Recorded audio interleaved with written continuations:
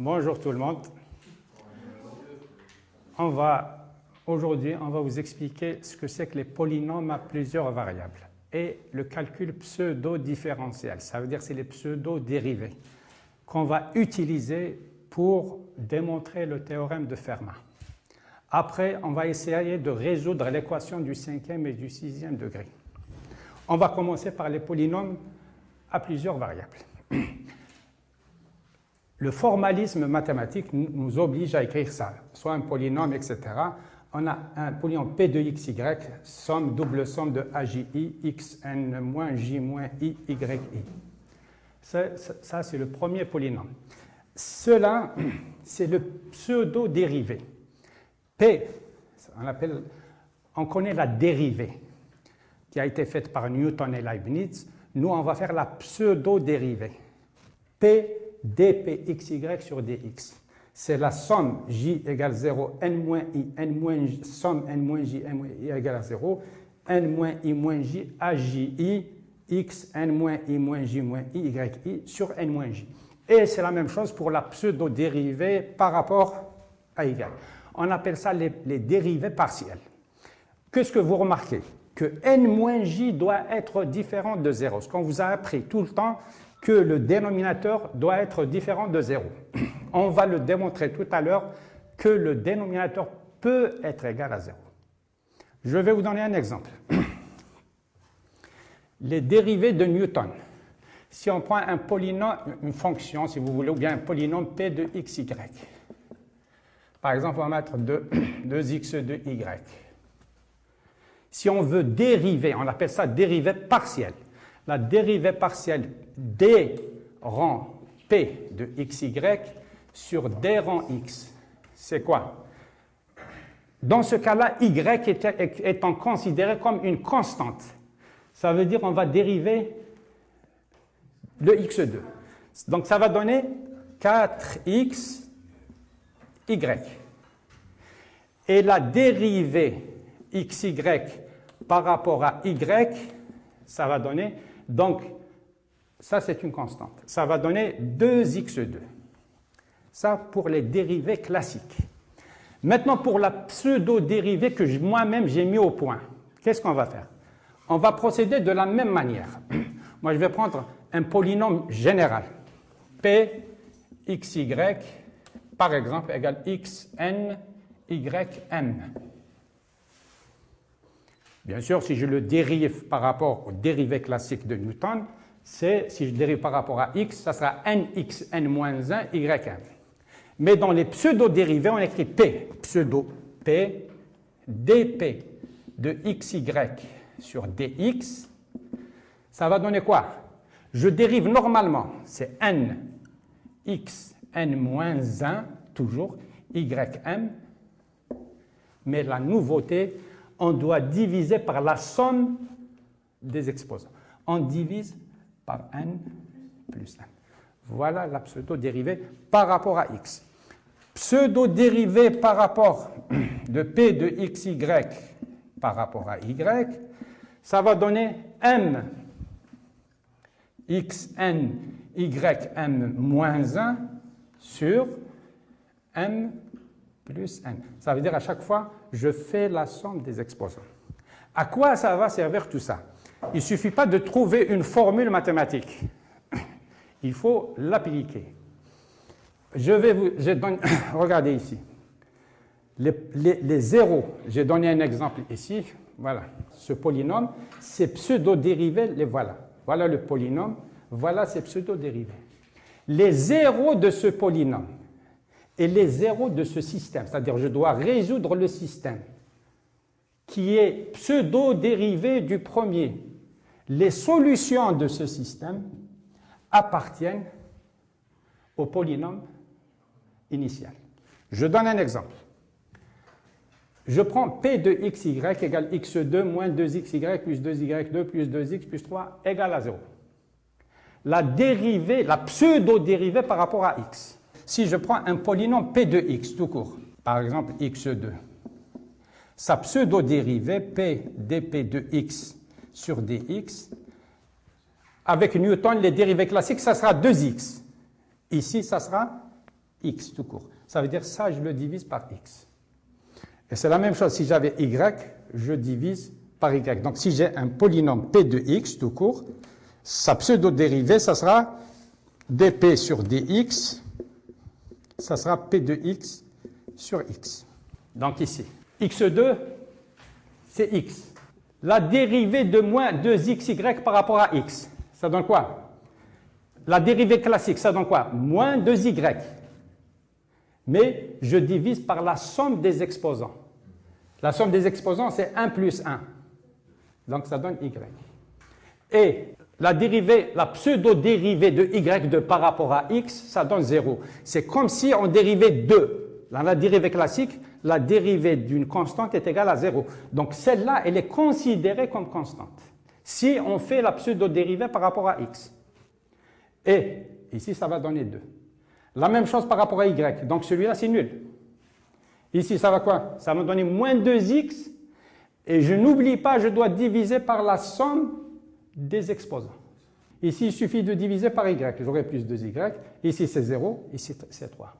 Quand je fais la solution de ces systèmes, ça veut dire que je mets ça égal à 0 et ça égal à 0. Qu'est-ce que je vais trouver? Je vais trouver que x est égal à moins 7, y égal à moins 5. Quand je vais les remplacer ici, je vais trouver que celui-là aussi s'annule. Donc, ici, on a donné un exemple avec un polynôme à 2 variables. Je peux le faire à 3 variables, à 4 variables, à 5 variables, à une infinité de variables. Ici, je l'ai pris à un degré 2. Je peux le prendre à un degré 3, 4, 5, ça sera la même chose. Donc, je fais la dérivée. Si je fais la pseudo-dérivée, je résous le système, et à condition que le système admette des solutions. Et les solutions de ce système appartiennent à cette équation. J'ai donné un autre exemple ici, avec 3 inconnus. Donc, j'ai fait la pseudo-dérivée par rapport à x. Voilà, ça va me donner ça. La pseudo-dérivée par rapport à y, ça va me donner ça. La pseudo-dérivée par rapport à z, ça donne ça. Bien sûr, si je fais la pseudo-dérivée par rapport à x, y et z seront considérés comme constantes. Si je le fais par rapport à y, x et z seront considérés comme constantes. Et je n'oublie pas, je dois toujours diviser par la somme des exposants. Voilà, je vais donner un exemple. X moins 2, y égale 1. Si on les remplace ici, on va trouver que celui-là, il s'annule. J'ai donné un autre exemple, ici. Là où il y a une constante. Une constante, à quoi elle est égale la pseudo-dérivée d'une constante? Dans ce calcul pseudo-différentiel, la constante n'a aucun sens. C'est-à-dire, dire 2 ou 3 ou 4, ça n'a aucun sens. Le 2, il doit être dérivé soit de x, soit de y, soit de z. Quand je dis 1 tout court, ça ne veut rien dire. 1, ça ne marche pas. 1, c'est x puissance 0. Ou bien y puissance 0. Ou bien z puissance 0.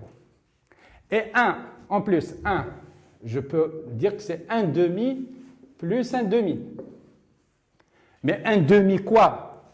Je peux mettre x puissance 0, y puissance 0.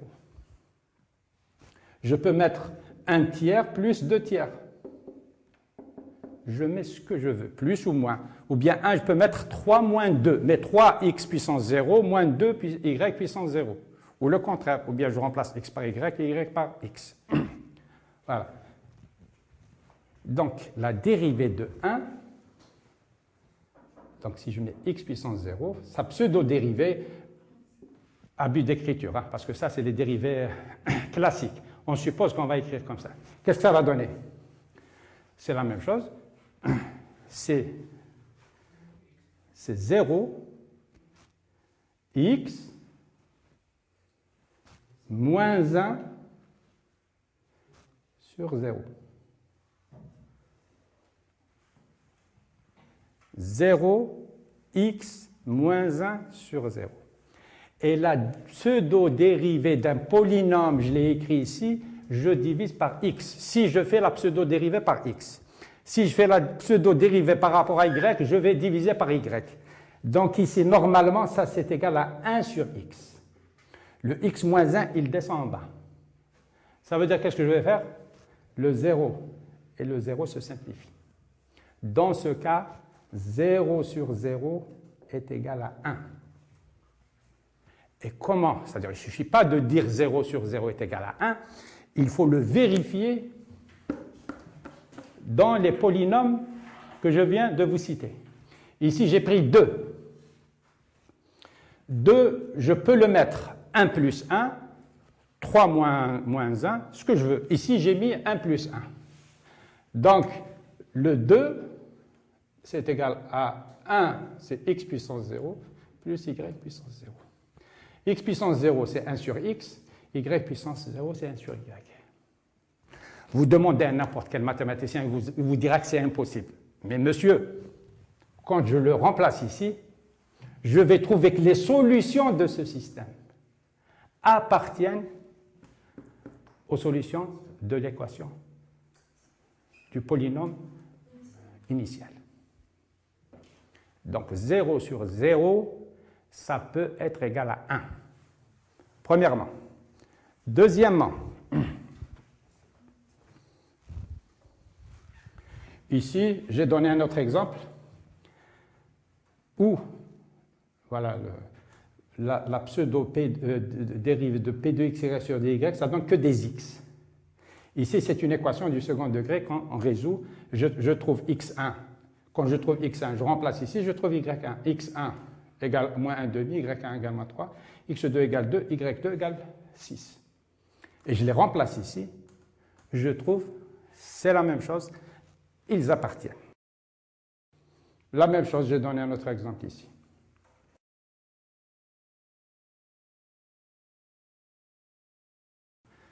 Maintenant, le charme de ce calcul pseudo-différentiel. Si je prends, par exemple, un autre polynôme p de xy égale à x2 moins xy plus y2 plus x plus y. Ici, il y a un 0. Il n'y a rien. Maintenant, à partir du néant, je peux créer un objet mathématique. Au lieu de 0, je peux mettre 1 moins 1 ici. Je peux mettre 2 moins 2. Je peux mettre ce que je veux. Ici, il y a 2 variables. Je vais mettre 1 moins 1. Mais s'il y avait 3 variables, le 0, donc il faut qu'il y ait x, y, z. Donc je peux mettre 2 moins 1 par exemple. Mais simplement 2, ça n'a aucun sens. Donc ici, si je mets 1, ça n'a aucun sens. Donc je vais mettre x puissance 0 moins y puissance 0. Je peux mettre 2x puissance 0 moins 2y puissance 0. La dérivée classique, si vous dérivez une constante, vous avez 0. Si vous dérivez 0, vous avez 0. Ici, non. Le 0 peut être écrit 1 moins 1, et j'aurai ici la pseudo-dérivée, par exemple, p dp xy sur dx. Ça va donner quoi? X, ici, y sur 2. Ça, c'est nul. Ça, c'est 1. Ici, 1 sur x. La pseudo-dérivée xy par rapport à y, ça donne quoi? Ça, c'est 0. Donc ici, c'est moins x. Je divise par toujours la somme des exposants. Y, c'est 1. Ça, c'est 0. Plus y, c'est 1. Moins 1 sur y. Voilà. Bien sûr, si vous vous amusez à résoudre ce système, pardon, x moins y sur 2.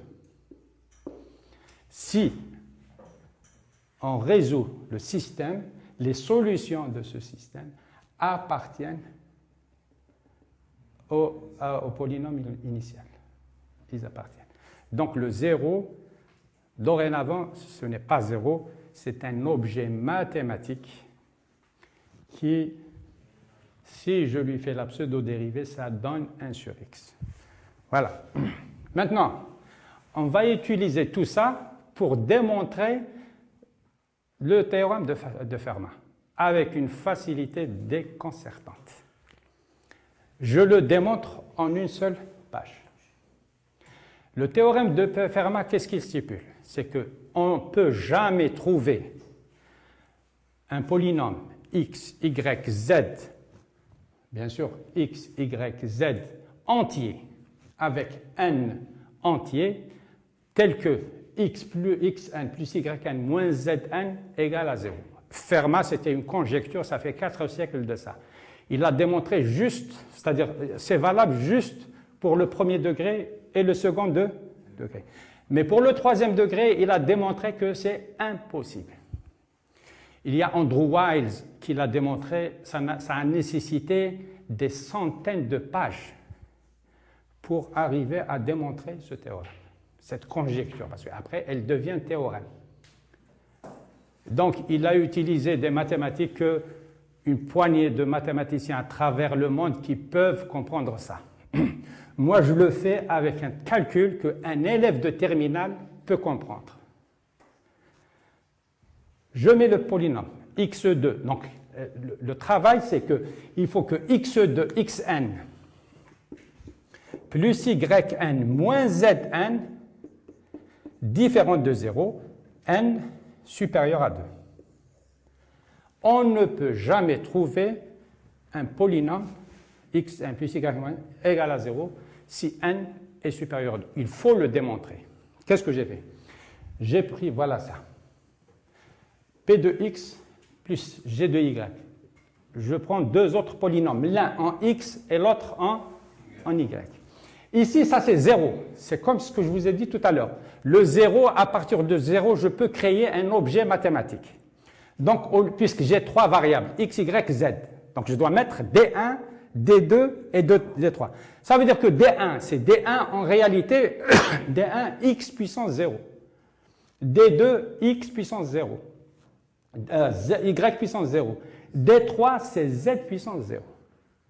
Donc ça, c'est 0, mais avec le 0, je peux faire beaucoup de choses et grâce à ça, je démontre le théorème de Fermat. Je fais les pseudo-dérivées.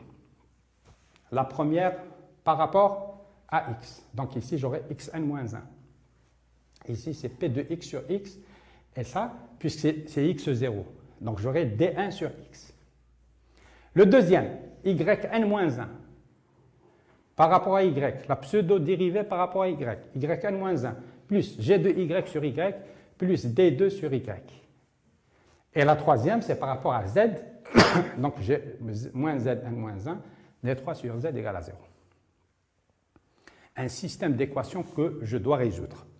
Qu'est-ce que je fais? Je fais la somme égale à 0. Puisque ça est égal à 0, qu'est-ce que je dois démontrer? Je dois démontrer que ça ne peut, il est tout le temps différent de 0. Il ne peut pas être égal à 0. S'il est égal à 0, ça veut dire que le théorème de Fermat, il est faux. Moi, le but, c'est puisque ça, il est nul, je démontre que celui-là est différent de 0, quel que soit x, y, z entier. Qu'est-ce que je fais? Voilà. Euler, il a démontré le théorème de Fermat pour n égale à 3. Ça veut dire que xn plus yn moins x3 pardon, plus y3 moins z3 est différent de 0. Ça a été démontré. Moi, je pars du principe que si n égale 3, c'est démontré. Donc ici, qu'est-ce que je vais mettre? Pour avoir 3, c'est-à-dire n égale à 4. Je vais mettre ça, voilà, D1 x sur x plus D2 plus D3. Ça, je vais mettre, il est différent de 0. Parce que ici, j'ai à résoudre des équations. Combien de variables j'ai? J'ai le x, j'ai le y, j'ai z, j'ai p de x, j'ai 2y, j'ai d1, j'ai d2, j'ai d3. Ça veut dire que le système, il doit avoir des solutions. Donc, j'ai la première équation, là voilà. D1 plus D2 plus D3 égale à 0. La deuxième, D1 sur X plus D2 sur Y plus D3 sur Z, je le prends différent de 0. Le voilà. Ça veut dire que si je le prends différent de 0, ça veut dire qu'il peut être égal à une valeur. Je peux mettre alpha. Donc ça veut dire que j'ai une autre variable en plus, une inconnue en plus. C'est-à-dire que ça me permet de résoudre facilement le système. Si je prends celui-là différent de 0, pour que le théorème de Fermat pour n égale à 3 soit vérifié, ça différent de 0, il faut que ça soit égal à 0. Pour quelle raison? S'il n'est pas égal à 0, c'est-à-dire il est égal à 0, c'est-à-dire quel que soit x, y, z, attention. Si celui-là, par exemple, il est égal à 2, si celui-là n'est pas différent de 0, il peut être égal à moins 2. 2 moins 2 égale à 0. Ça veut dire x3 plus y3 moins z puissance 3 égale à 0. Ce qui est faux. Impossible. Donc si je prends celui-là différent de 0, obligatoirement, p de x sur x plus z de y sur y, et il est égal à 0. Maintenant, p de x sur x plus z de y sur y égale à 0. Je prends à partir de là g de y. À quoi il sera égal? Moins y p de x sur x. Je le remplace ici. P de x plus g de y. Qu'est-ce que ça va me donner? P de x, je remplace g de y par sa valeur. C'est moins y sur x, p de x. Je prends p de x en facteur. Qu'est-ce que ça donne? 1 moins y sur x. Est-ce que ça peut être égal à 0?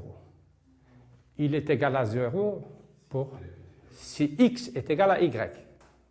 Mais si x est égal à y, le théorème de Fermat, il est vérifié. Parce que j'aurai ça, ça égale à ça. J'aurai 2yn moins zn égale à 0. Impossible, parce que 2yn égale à zn, si je prends le 2, ce n'est pas un carré parfait. Donc on ne pourra jamais avoir p de x plus g de y égale à 0. Et le théorème de Fermat, il est démontré pour n égale à 4. Ça veut dire, puisque j'ai mis ici n égale 4. Euler, il a démontré pour n égale à 3. Moi, je viens de démontrer pour n égale à 4. Je refais le même travail. Maintenant, je vais mettre n, puisque c'est n égale à 4. Ça veut dire ici n égale à 5. La récurrence. n égale 5.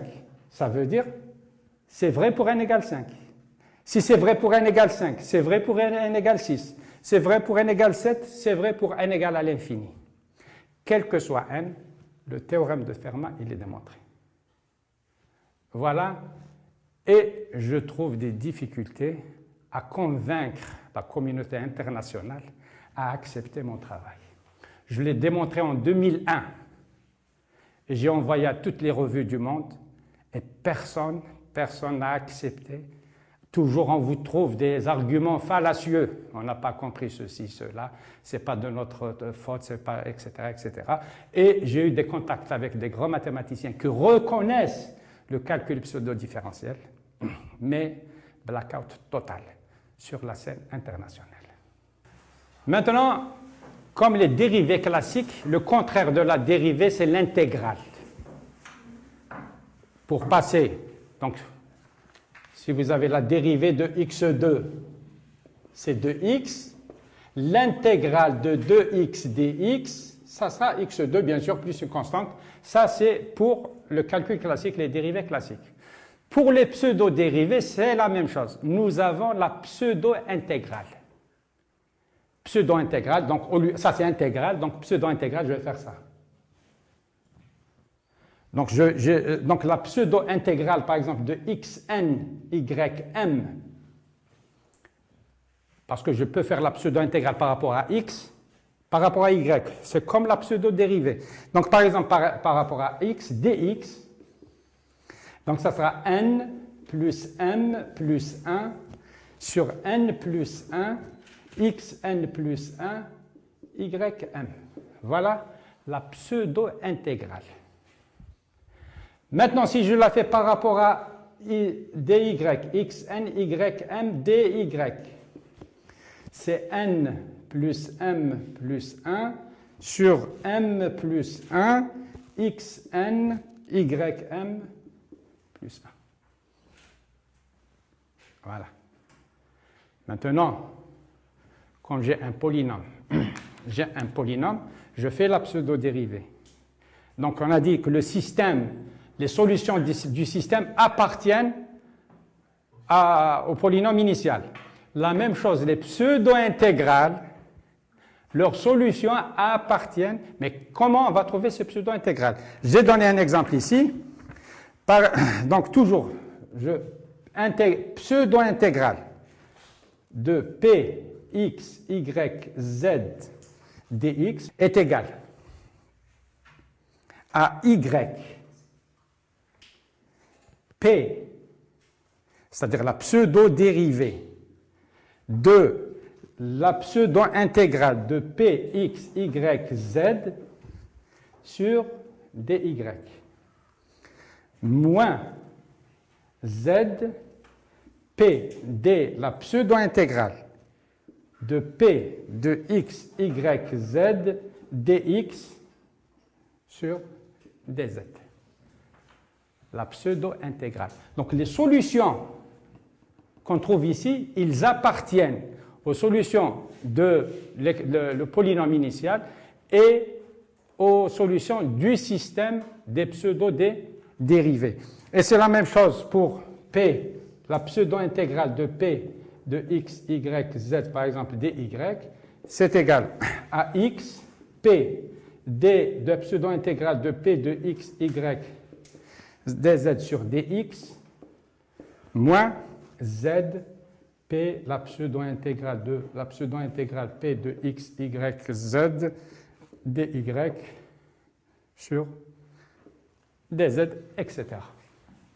Voilà la pseudo-intégrale. Donc, il y a le polynôme, la pseudo-dérivée, la pseudo-intégrale. Voilà.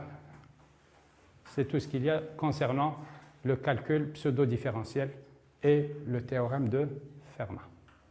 Maintenant, on va passer à l'équation du 5e et du 6e degré.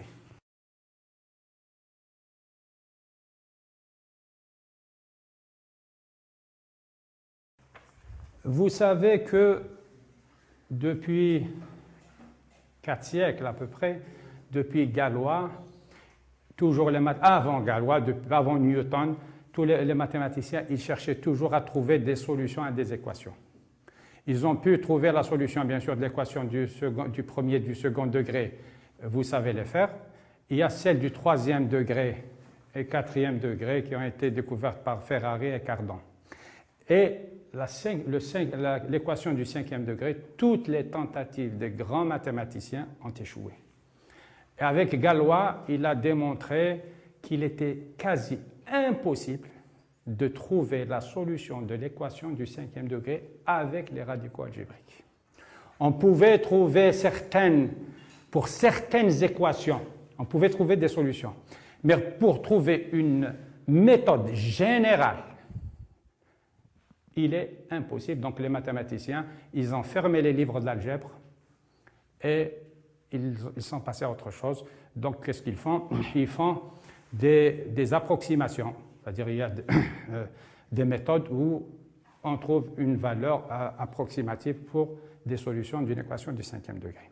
Eh bien, j'ai résolu l'équation du 5e degré et du 6e degré.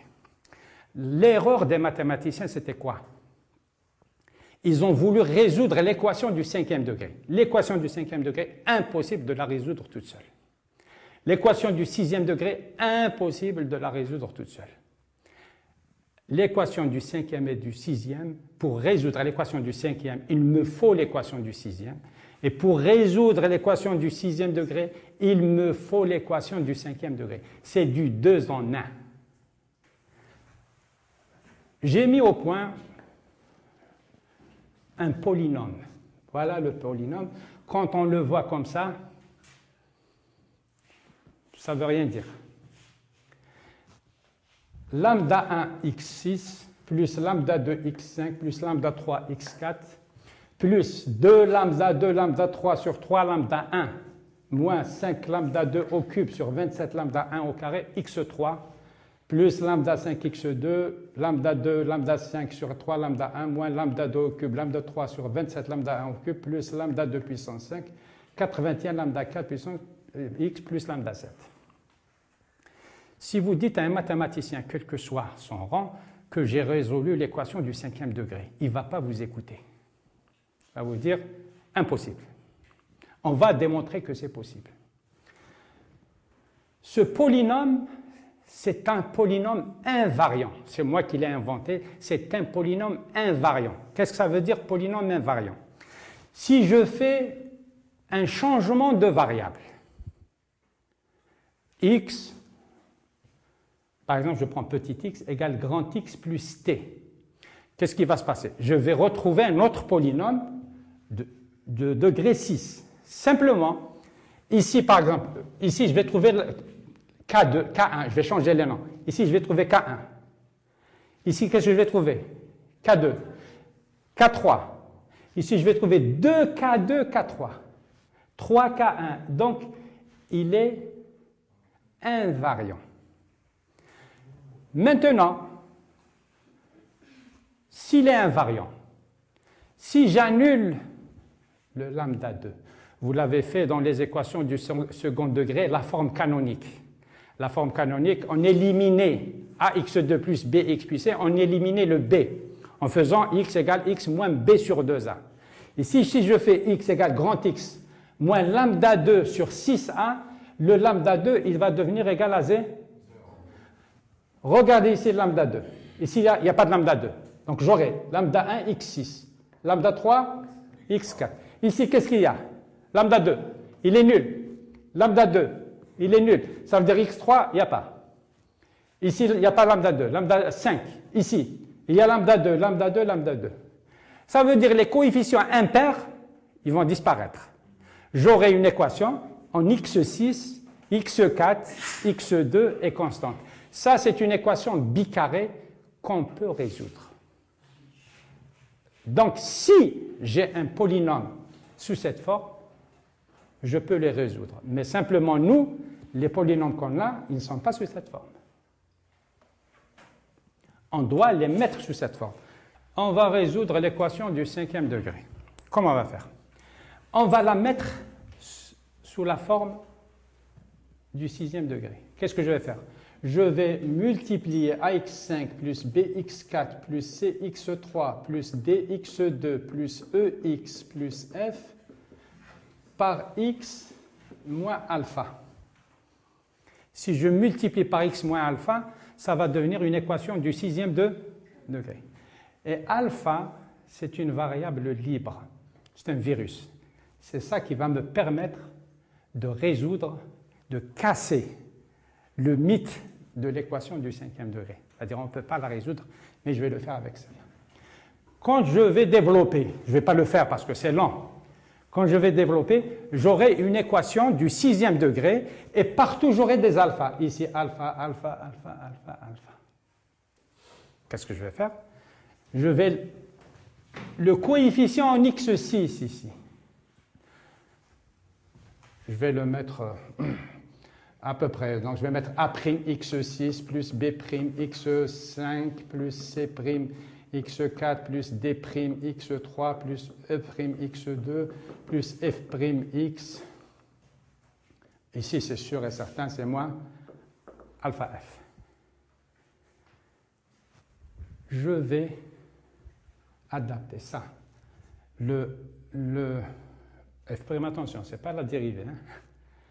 Ça, je vais le mettre égal à ça. Ça veut dire le F, il est égal à lambda 2, lambda 5. Ça veut dire lambda 2, lambda 5 fois, etc., etc.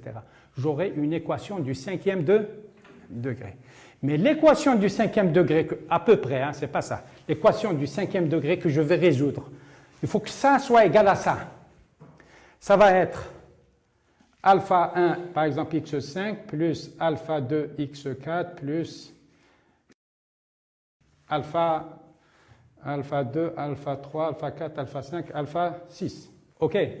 Mais ici, Non, pour ne pas confondre avec les alpha. Non, je vais mettre autre chose, bêta. Bêta 1, bêta 2, bêta 3, x3, plus bêta 4, x2, plus bêta 5, x, plus bêta 6. Mais dans ce bêta, il y a le alpha, la variable libre. En mathématiques, pour les algébristes, une équation du 5e degré, si j'ai une relation entre les coefficients, un des deux coefficients, je peux résoudre l'équation. Parce que ici, j'aurai un alpha quelque part, alpha, ici alpha au carré, alpha 3, alpha 4, alpha 5, etc. Il suffit d'avoir une relation, par exemple, entre ça et ça, l'équation, elle est résolue. Une fois j'ai adapté cette équation à celle-là, je vais faire la même chose pour ici. Mais pour le faire, il va falloir faire un changement de variable. Toujours, je fais petit x égale à grand X plus t ou bien grand X. Ça dépend de la variable que j'ai prise. Je fais à chaque fois un changement. Donc ici, je vais faire un changement de variable. Ici aussi, je vais faire un changement de variable. Ici, j'aurai à résoudre une équation du 3e degré. L'équation du 3e degré, on peut la résoudre, c'est facile. Une fois mon polynôme il est sous cette forme, qu'est-ce que je vais faire? Je vais annuler le lambda 2. Si j'annule le lambda 2, le lambda, donc ici, il va disparaître, ici, il va disparaître. J'aurai une équation bicarrée que je peux résoudre. Donc voilà, en même temps, je peux résoudre l'équation du 5e degré et l'équation du 6e degré. En plus, j'ai la méthode pour tous les polynômes, 8, 10, 12, 20, 100 degrés, j'ai la méthode pour les faire. Donc avec ça, je peux résoudre une équation à n'importe quel degré. S'il le faut jusqu'à 1 million de degrés, je peux avoir les polynômes invariants. C'est très facile, mais malheureusement, personne ne vous écoute. C'est dans leur esprit que c'est impossible, ou bien, je ne sais pas, vous n'avez pas le droit de le faire, vous n'avez pas le droit de démontrer ce qui a été démontré impossible.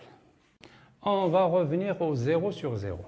Si je prends un polynôme P, X, Y, Z par exemple, égale, donc x2 moins xy plus z, etc.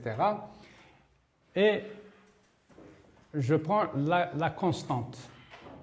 La constante 1, par exemple, plus 1. Je vous ai dit tout à l'heure, 1, c'est x puissance 0. Mais 1, ça peut être x puissance 0. Mais ça peut être x puissance 0, y puissance 0. Si je fais la pseudo-dérivée de ça,